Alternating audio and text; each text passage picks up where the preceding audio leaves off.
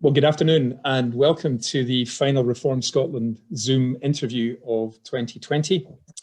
Today's guest is Willie Watt, Chair of the newly established Scottish National Investment Bank, PLC, which got registered at Companies House in October this year, just 2 months ago.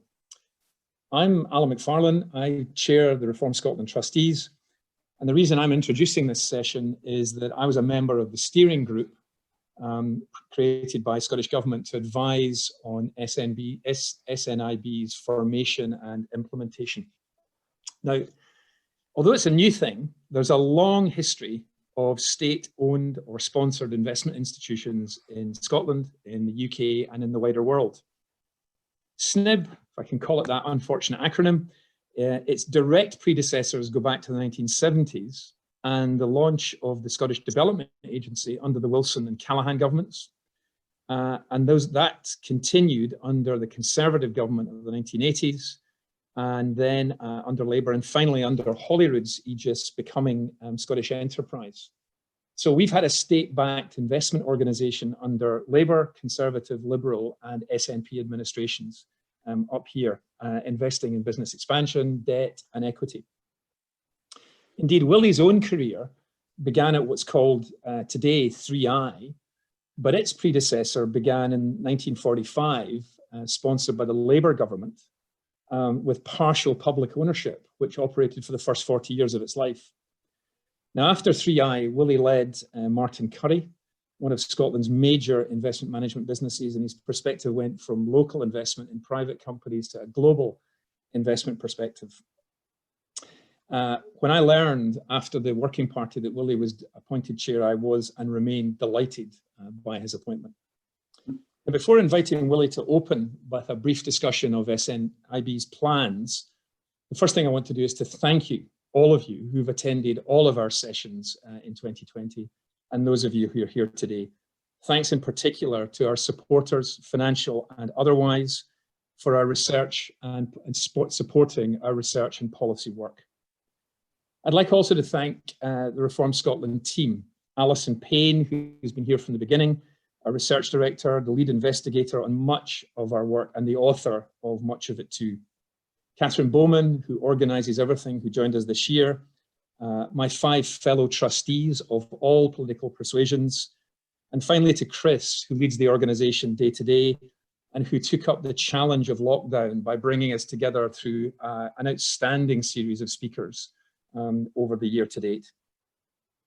Now, as we look into 2021, there's a few things on the horizon that might need Reform Scotland's attention, including an election up here, various manifestos, and we need your support. We need your support personally, and we need your support financially, and I'm not remotely ashamed to ask for that, given the quality of Reform Scotland's work. Please stay with us, please support us. Now, just to conclude, politics and policy are not synonyms. Reform Scotland does research to produce policy. Now, Labour, Conservative, Secretaries of State, First Ministers, Finance Ministers could have mentioned various political remarks about all these different institutions as precursors to SNIB. But the central question is, what is your policy to revive and promote the Scottish economy? So it's my pleasure to hand over to Willie to discuss his plans for SNIB, after which Chris Deerin, our director, will lead the discussion. Thank you. Thanks, Alan, and for those kind words. Particularly pleased to hear that you're delighted about my chairmanship. I hope that you remain delighted as we build out the Scottish National Investment Bank over the next few months and years. The bank is a development bank. It's unique in the UK in being mission-led. The missions focus on the transition to net zero, the investment in places to tackle inequality, and investment in innovation to build healthier, wealthier Scotland. We will invest commercially in equity and debt to combine financial returns with mission-based positive impacts. We will seek to cornerstone, catalyse and pioneer, but not be the investor of last resort. We'll work with the private sector to attract private capital, and it's almost inconceivable that we will not be investing alongside the private sector in the things that we do. We will operate independently from government. It's important to us, and indeed to those who were involved in the precursor work, that the bank should be respected right across the spectrum of business and civil society in Scotland, and that requires operational independence. It's our aim to become financially self-sustaining as soon as we can, and to become a regulated investment management firm managing third-party capital that can invest alongside government capital.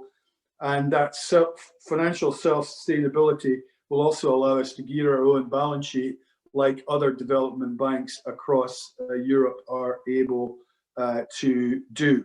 We have made our first investment in M Squared Lasers, which is a growth capital investment. All the capital, the 12.5 million we invested, is at risk.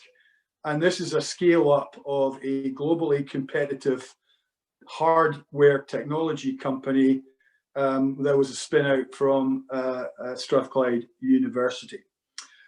So Chris has told me to keep my comments short.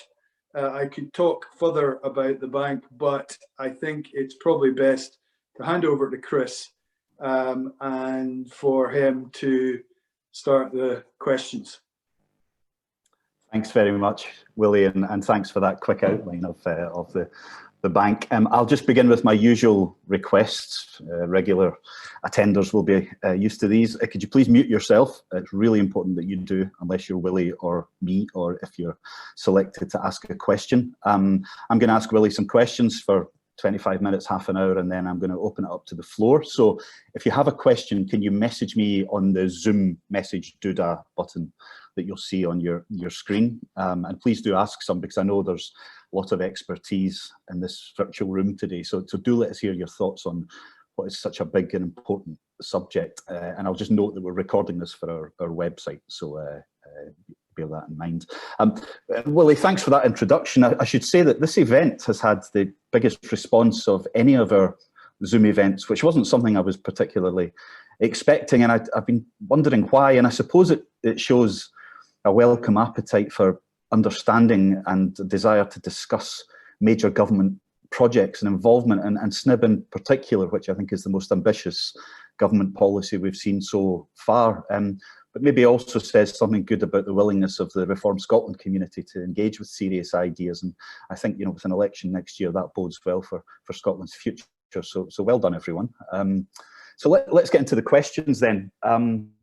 Willie, you've spent a lifetime, I guess, at the white knuckle end of finance. And why would you make the leap into the public sector at this stage of your career? It's an interesting decision.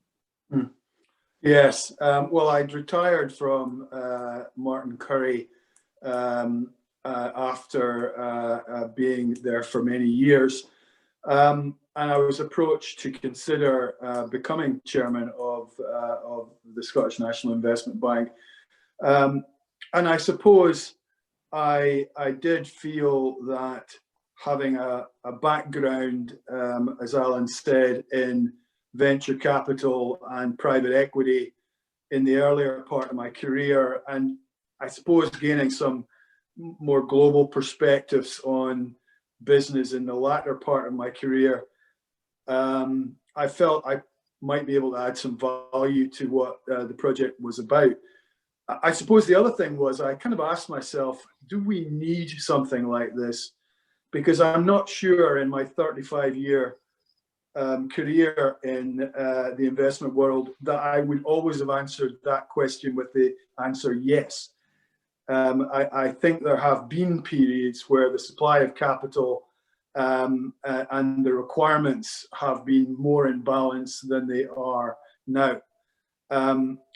Partly, I think that is because of the challenge of the financing of net zero.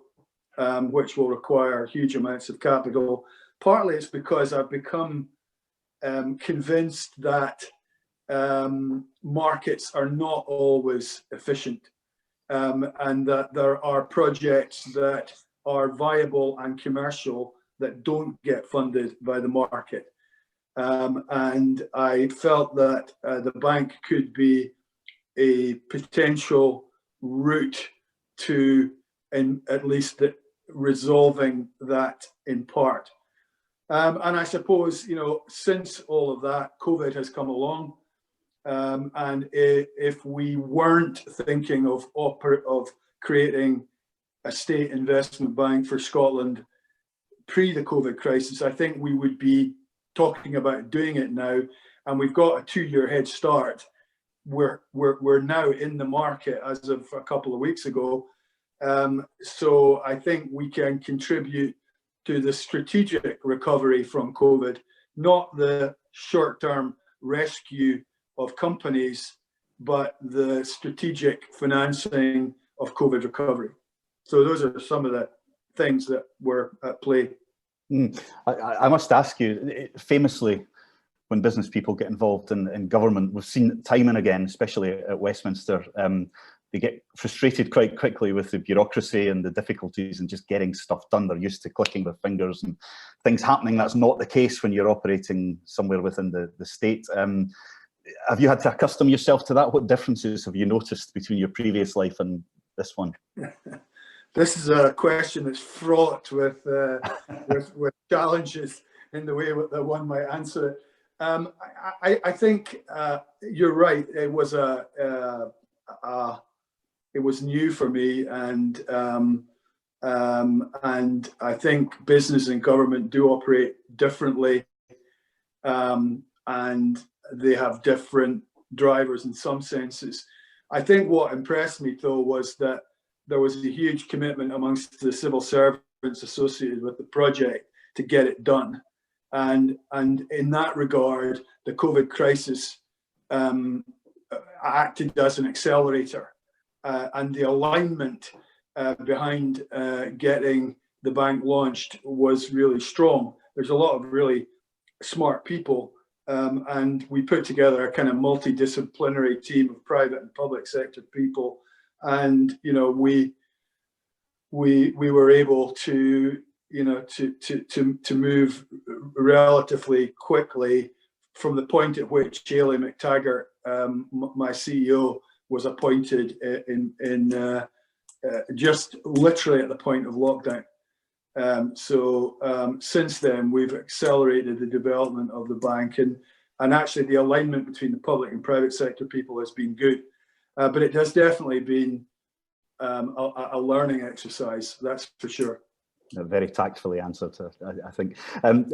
Before this event, I asked various people what kind of questions they'd like me to ask, any insights, and there was one that almost everyone, in fact, I think every single person came back with, and I think you know what it's probably going to be. That this is a government at Holyrood that perhaps more than most has a reputation for centralising, a passion for control of institutions, and you were told have operational independence. What guarantees have you had from ministers that operational independence will be sacrosanct? It was put to me that by someone that in the first year they almost felt the chair and the CEO would have to threaten to resign to establish the principle of operational dependence in practice. Do you think it's going to come to that?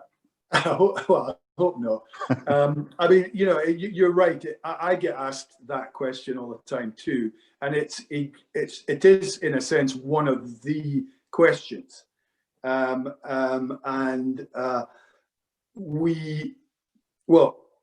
I mean, I asked it when I got involved in the project, and I was confident in the answers that I got, both from senior civil servants and ministers. And I've checked on it as we've gone through the project in the sort of 12 months that I've been involved in it, and I've not found any hint of backtracking from that commitment. That's the first thing to say. The second thing to say is that, you know, the Scottish Government is our 100% shareholder, so they they own the bank, and therefore, that gives them significant power. But we have a shareholder agreement between the Scottish Government and the bank, and that sets out the terms on which we have operational independence. So, we've got a kind of written commitment to it. We've got commitments from all the senior people that, that are involved in the project, from the First Minister downwards. That, of course, the proof of the pudding will be in the eating. But, I didn't take on the chairmanship of this organisation without expecting that operational independence would be honoured. I think it sounds like you've got it as close to signed in blood as you can have without actually meeting the moment. I suppose a follow-on question from that is that, again, the SNP has in recent years and in controversial ways bailed out a number of either failed or failing companies, maybe Prestwick Airport, Bifab, the Cairngorm funicular, Ferguson has had its issues. So what do you think SNIB's role will be when future crises like this arise? Have you discussed this with ministers? Well, I think I think the way I would approach it is in the sort of lineage of where we come from to get to here. And there was a big dialogue, 2017-18, big debate about what the bank should do, orchestrated by Benny Higgins in his role as advisor to the First Minister. And prior to me becoming involved in the project, it was clear that this bank should focus on the missions and on making commercial investments around the missions. Now, that does not preclude us investing in a company that is underperforming or needs external capital by definition. But what it does mean is it has to meet the requirements that the bank has. So it has to be a properly commercial investment with proper financial returns. And we won't do it if it doesn't meet those requirements. The bank has to be financially sustainable. We have to make money for the Scottish people over time, and we're not going to do that by investing in businesses that don't meet those criteria. The second thing is they need to also meet the mission criteria. And now the mission criteria are wide and deliberately wide, but they exist for good reasons. We are investing to make commercial returns, but also to look at inequality, to look at to try and be a catalyst for the creation and growth of more knowledge-based businesses in Scotland, and also to be a catalyst for financing the low-carbon revolution that's required. So in all of those ways, we believe that an investment has to meet those criteria, and we won't do it if it doesn't meet those criteria. And part of operational independence is the ability to say, no, we're not going to finance such and such a project. Yeah. And you mentioned the mission-led aspect to the bank. There are some on the left who have said that both at the board level and the executive level, that it's the same old bankers who will lack the public interest spirit to give SNIB the social justice focus they think it should have. But you have your mission, and as you said, there are a number of things that come with that. What would you say about the kind of people you've hired, what you've looked for, and what you're expecting from them? Well, yes. Firstly, £200 million a year, 2 billion over 10 years, is a large amount of public capital. That public capital requires a high degree of professional stewardship. And the people with the professional investment skills required to do that come from investment management organizations and banks.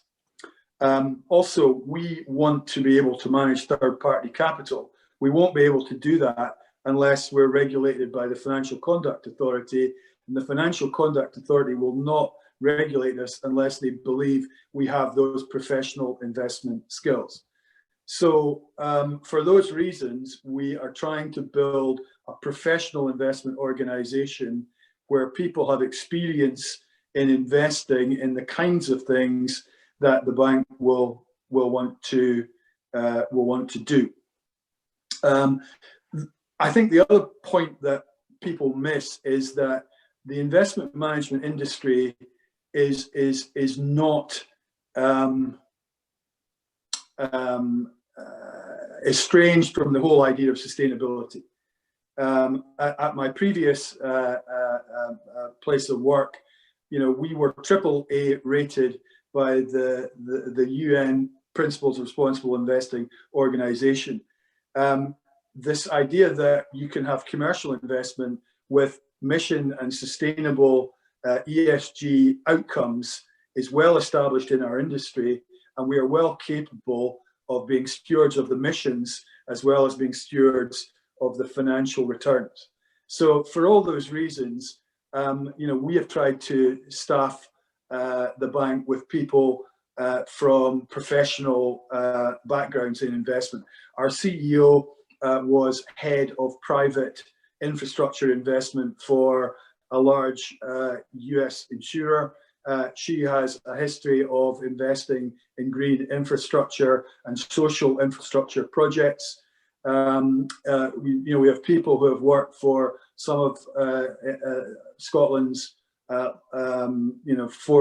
foremost investment management firms and banks. So we're creating a professional organization that believes in the missions. What size is the bank in terms of employees? How many do you have? Well, at the moment, we have a mixture of full-time employees, contractors, secondees from Scottish Government. So I think we're about 30 odd people at the moment, but we probably have less than 20 full-time employees. Right. But we will build up over the next 18 months, probably to around 60 people. Right. Okay. And interesting to explore then what success will look like. It's a patient capital model. One specific question is, what rates of return are you looking for in your investments, and over what time scale? I know it will vary, but I know the Green Investment Bank, which you've had a look at, was lower than the kind of, I think the top market rates, but maybe around 8% or something like that. But have you got any figure in mind, figures? Well, the legislation that brought the bank into being is clear that it is for Scottish ministers to set the long-term rate of return for the bank. Having said that, I think it's the job of the bank board to recommend to government what that long-term rate of return should be, because it's the board that has the expertise to make a determination of that. You're absolutely right, Chris, to say that we need to measure returns on the long term. Whilst we'll be a debt and equity investor, the debt investments we might make could be 20 or 30 years. And the equity investments are likely to have a lifespan of between 5 and 15 years. So measuring returns over the short term is likely to be more guesswork than science. But having said that, given what I've said about making commercial and financial returns, and given our requirement to become self-sustaining, we have to make a positive rate of return. And that needs to be over a kind of notional cost of capital, even although in terms of the capital that we manage from the government, that's not the way government sees that equation. So that's just sort of background to your question. In terms of a specific answer, we're basically working on what we think that long-term rate of return should be at the moment. In part, it's to do with the mix of the types of investment that we make. What we'll be doing over the next few months is working internally to try and determine what we think makes a sensible, long-term return for the Scottish people. And then we'll be recommending that to Scottish ministers, and no doubt we will have a dialogue with ministers before before a final rate of return is set. Mm-hmm. I understand that in terms of the return that you get, 100% of that will go back into investment in the future. Is that right? Yes. The understanding that we have is that positive returns will be circulated into further investments. But as I said, those positive returns are likely to be back-end loaded. So for the first 2 or 3 years, we're going to be very dependent on public capital. And then we need to be able to then enhance that with private capital, and then enhance that with positive return capital from our own investments. Can you see a time when actually you won't need more money from the Scottish government, and actually as a concern, Snibble will wash its own face? I think that would be a really fantastic situation to be in if all of the capital requirements that we were deploying came from private sector capital that we were managing on behalf of other institutions.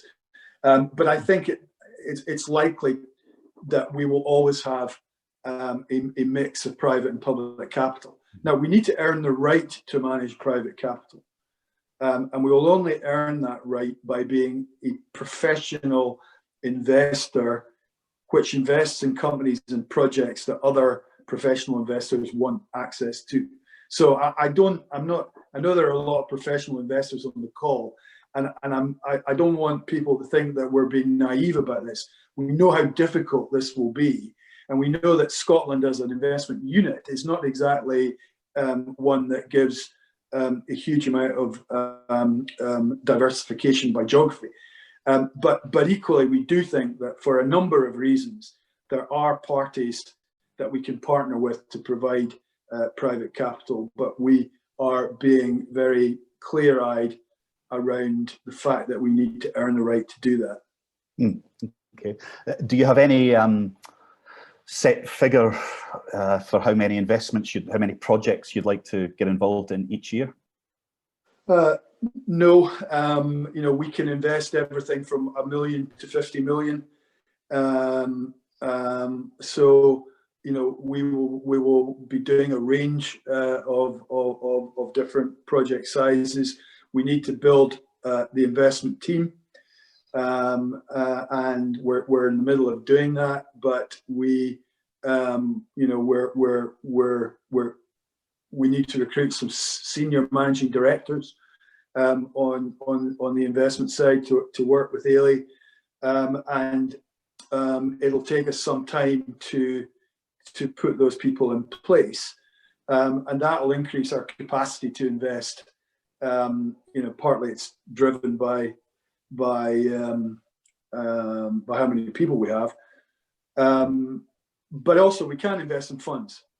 So we may invest in another investment firm's fund, right? And then that will give us leverage, human leverage, if you like, because we'll be able to invest through funds. And we're very open to the idea of investing in funds, as well as investing directly in projects and companies.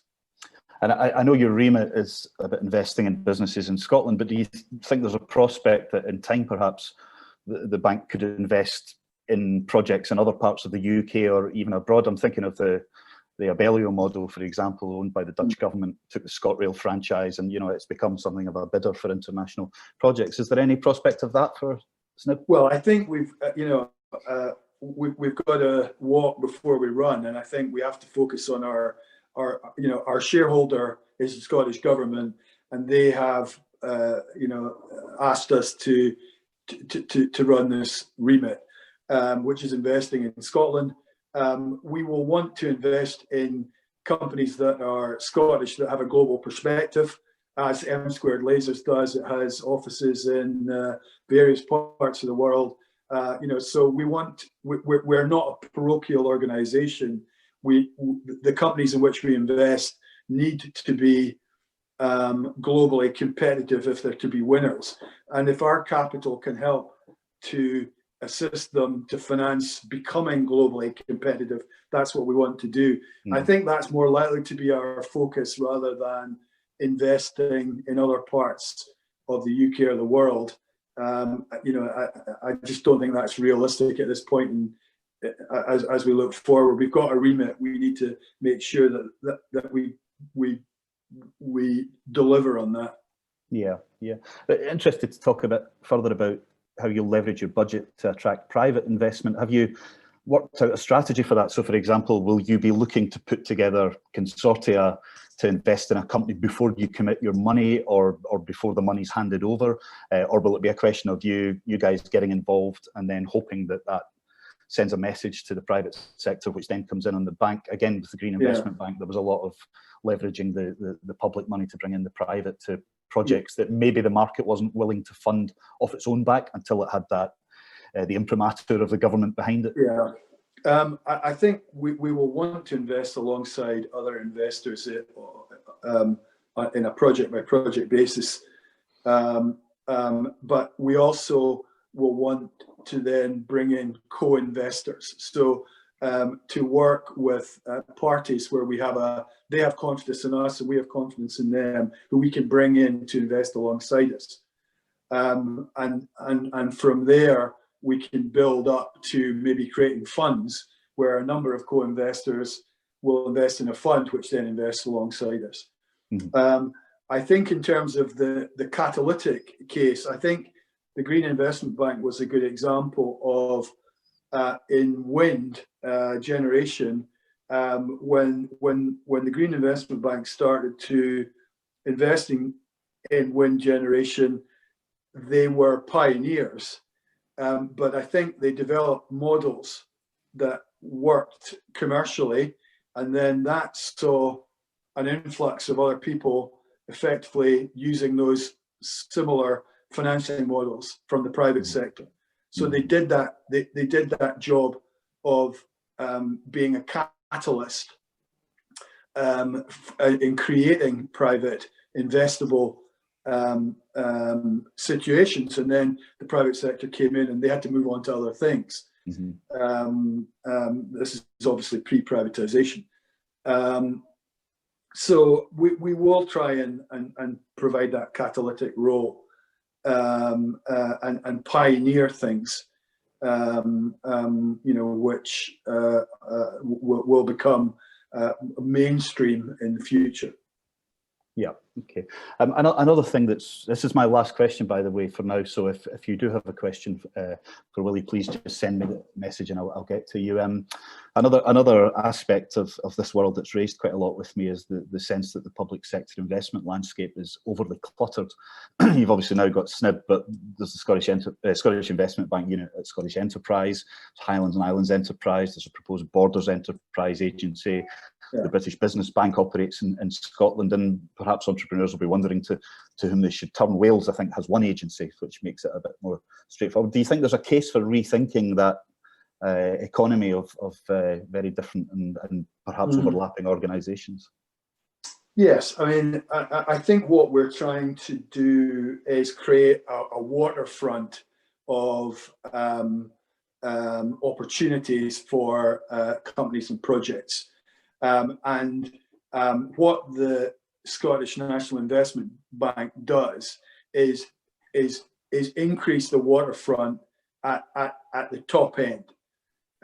So we can invest more capital over more sequential rounds than has ever been possible before coming out of the enterprise agency network. So we think we'll work in partnership with the three organizations that you mentioned, and that what we do will be complementary to what they do. We're certainly not seeking to compete with them.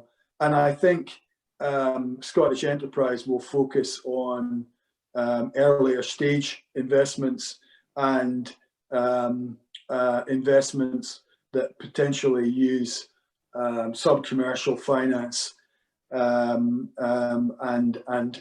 are foundational, if you like, rather than project and company based at the larger end. So I've got no doubt we can work in partnership with those organisations, and in a sense make sure that the whole thing is joined up from, you know, very small company financing at one end to financing potentially up to 50 million at the other end. I think the British Business Bank also is additive. You know, we're mission focused, whereas the British Business Bank is more demand led. So it's looking for projects that meet its return type hurdles, and if they're met, then it's happy to invest in those projects or funds. So it's certainly complementary to what we do. And you know, Ailey, our CEO's job is to build strong relationships with all those organisations and work alongside them. Fine. Okay, well, I'm going to take some questions now, and I'm going to pick the ones I think are maybe most additive, to use Willie's word, to the questions I've been asking. So can I start with